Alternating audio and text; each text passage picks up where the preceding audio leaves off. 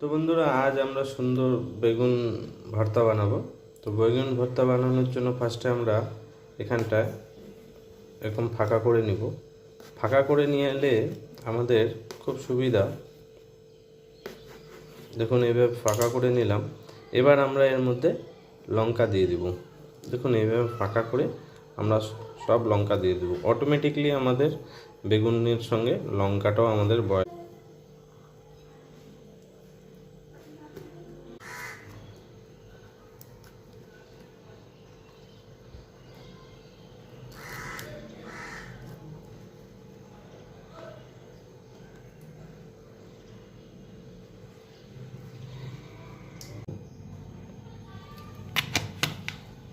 সুন্দর করে একটু সরষের তেল মাখিয়ে নেব। এবার আমরা এটাকে পুড়িয়ে দেব। এবার এটা আমরা পুড়িয়ে নেব। বন্ধুরা, এবার আমরা গ্যাসটাকে জ্বালিয়ে নেব। গ্যাসটা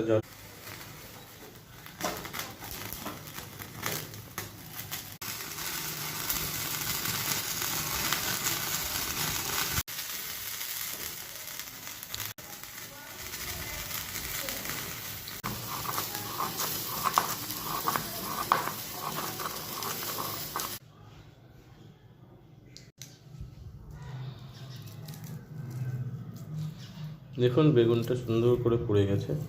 এবার আমরা এটা ছাড়িয়ে নেব। সুন্দর করে চোকলাটা ছাড়িয়ে নিলাম। টমেটোটা ছাড়িয়ে নিচ্ছি। এবার এর মধ্যে দিয়ে নেব ধনিয়া পাতা।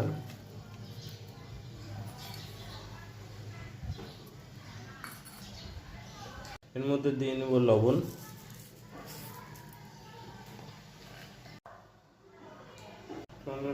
ফাইনাল